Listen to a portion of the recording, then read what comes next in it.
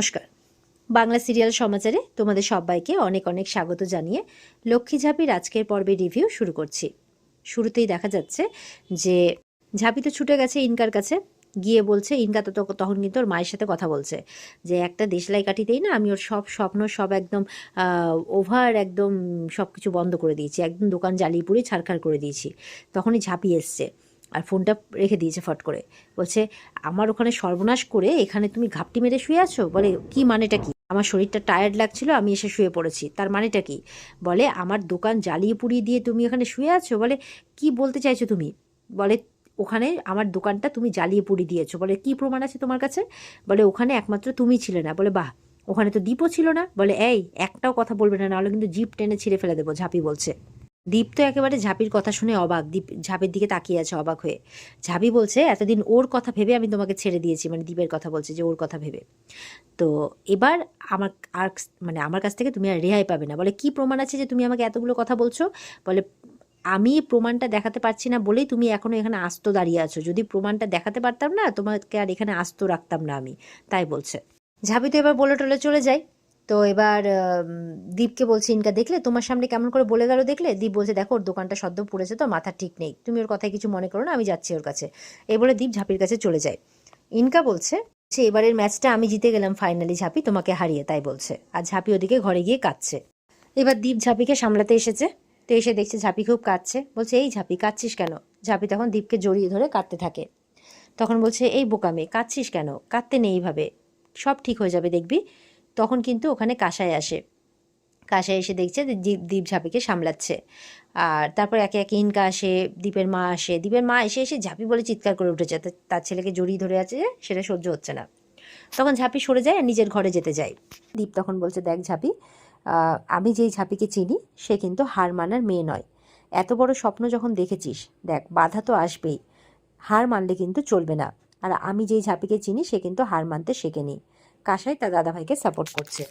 এবার তো ঝাঁপি চলে গেলে তখন দীপের মা দীপকে বলছে, এসব কি হচ্ছে? দীপ বলছে, প্লিজ, আমি ওকে সাপোর্ট করছি বলে তুমি এর মধ্যে আবার অশান্তি বাড়াতে যেও না। দেখো, ওর স্বামী হিসেবে না হলেও একজন প্রতিবেশী হিসেবে আমার ওকে সাপোর্ট করাটা কিন্তু ও ডিজার্ভ করে। তাছাড়া একটা পুরো পরিবারের পরিশ্রম সেটা বৃথা হয়ে গেছে, নষ্ট হয়ে গেছে, আগুনে জ্বলে পুড়ে গেছে, একটা মেয়ের স্বপ্ন। তো সুতরাং ওর পাশে আমাকে থাকতেই হবে, তাই বলছে। এই বলে দীপ চলে যায়।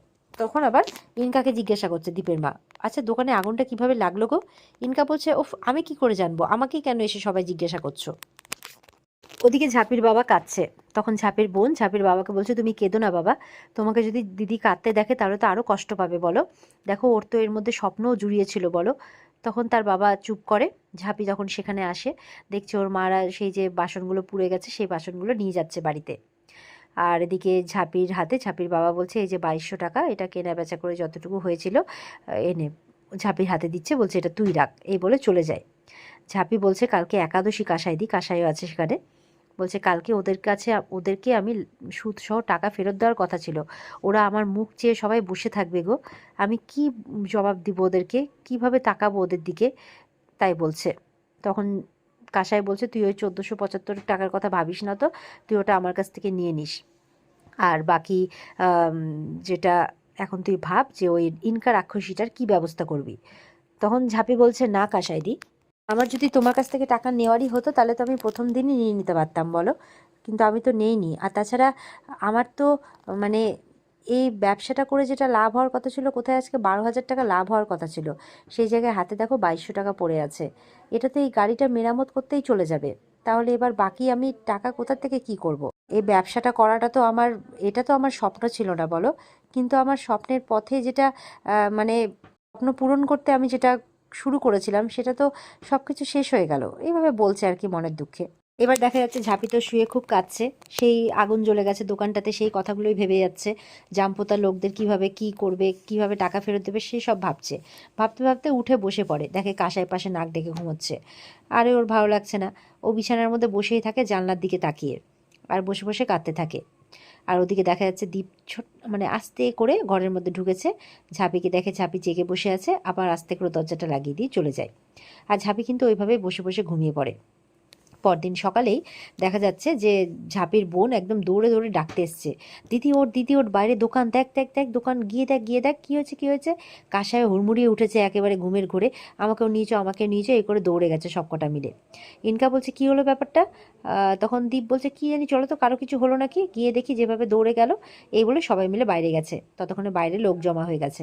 ওমা গিয়ে দেখে দোকান একেবারে পুরো একদম সেজে রেডি হয়ে গেছে, সুন্দরভাবে সেজে যেমন করে সাজানো গোছানো ছিল সেখানে সবভাবে সেজে গেছে, একদম যা যা ছিল দোকানে তাই তাই।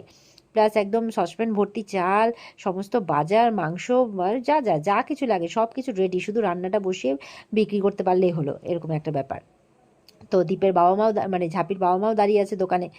তো ওরা বলছে দেখ না, আমি এসে দেখি এরকম কাণ্ড, কি জানি কে কিভাবে কি করে গেল কিচ্ছু বুঝতে পারছি না। ঝাঁপি তো দোকানটা দেখে সেই খুশি, দেখা যাচ্ছে যে দীপ কিন্তু ঝাঁপির দেখে দেখে তাকিয়ে হাসছে আর কি। ঝাঁপির খুশিতে দীপ খুব খুশি, মানে দেখে যতটা মনে হচ্ছে যে দীপই ব্যাপারটা করেছে। তো ইনকাও সন্দেহ করছে কি হলো, কিভাবে ফিরে এলো দোকানটা। তো এবার কাসায়ের তো খুব আনন্দ। এবার ইনকা বলছে এটা কি তুমি করেছো?